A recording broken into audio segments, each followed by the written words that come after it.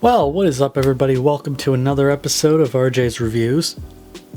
Today we're going back into the land of Game Builder Garage. It seems as though a lot of people kind of like the series, so let's continue milking Game Builder Garage for views, I guess. So yeah, we're going to present this in a top 5 to 8 list.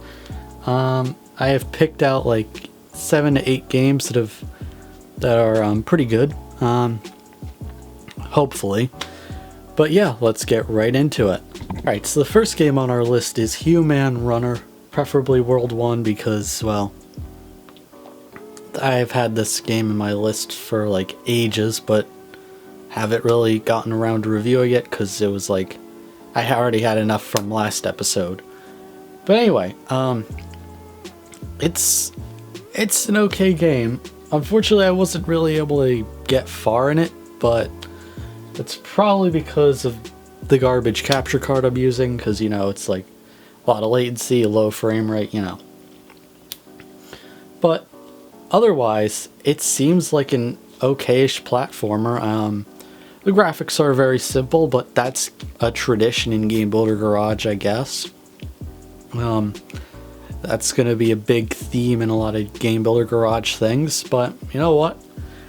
I'm going to give that a solid 7 out of 10, maybe something to play around with once I disconnect the Switch from the capture card, which will be in a few minutes. Alright, so the next game is Super Waluigi 3D Land. This is another game that's really good, I guess. It incorporates some very interesting design choices. It basically is like the 3D Mario games, but combined with Waluigi, who has never had a game to himself, you know. The graphics, there's typical, but, you know, in terms of scenery, the developer did a good job on that. I'm gonna have to give that one a solid 8 out of 10 because it's like, it's got a really good gameplay, and yeah, it's not half bad. Alright, so the next game we're looking at is Super Mario Universe. It's a bit ambiguous, I'll say that much. The controls are standard, but where the ambiguity starts is with the enemies. If you notice, like when you first spawn, there are these orbs that, if you don't have the best of displays, you'll notice that they're kind of like, they look like they're glowing orbs, like that.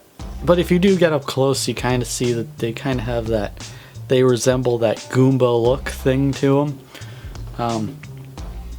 Also, it is an attempt, I will say. It's definitely not designed for those playing on really low frame rate, really low res displays. That is one big issue with the thing, but you know what?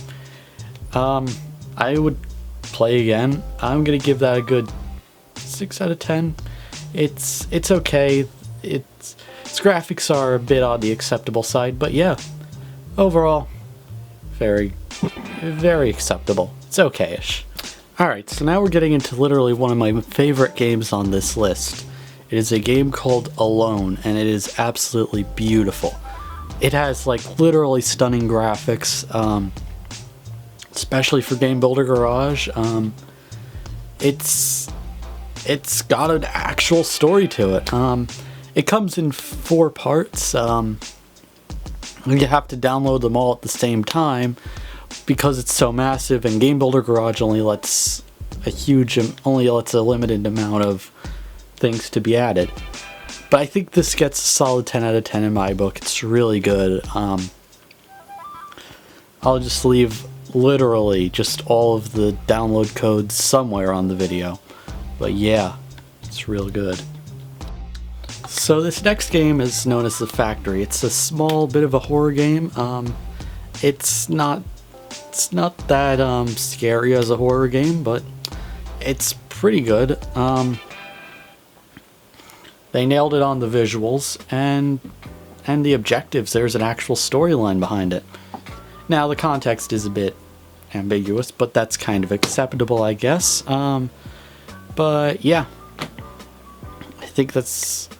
I think that is worthy of at least a 9 out of 10. You know, it's pretty good. The next game is Lethal Strawberry Land, though. It's acceptable, I'll say. Of course, don't try it if you're playing on 5 FPS at a kind of minimum resolution, I guess.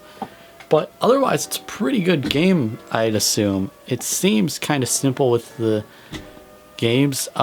It does add a bit of a revolutionary thing of having a hard path and an easy path. And I can see where it came from and where it's been inspired by the Mario 64 Lethal Lava Land level. So that's a cool thing. Yeah, so unfortunately it does have a few issues with but anyway, I think that should be deserving of at least a good. Alright, for the final game on our list, we're going to be taking a look at City Surfers. City Surfers is a bit of what I call a slightly rare game for Game Builder Garage. It is both in English and Spanish, wherever text happens to exist outside of the title for some reason, but oh well. Titles are kind of limiting on characters, but yeah, it's a pretty cool game. Definitely takes from the Subway Surfers concept, expands upon it a bit. It is a bit ambiguous with an invisible wall. The only thing that really defines it is the people who are on the opposite sides, who are like on the sides of the thing. Other than that, I think it would be like a good 7 out of 10 for just that reason. I mean, it's okay then. I believe that's going to be it for today's video. If you like what you saw, please leave a like and subscribe. Don't forget to hit the notifications button if you subscribed, I guess. But yeah, that's going to be it for today's video, and bye.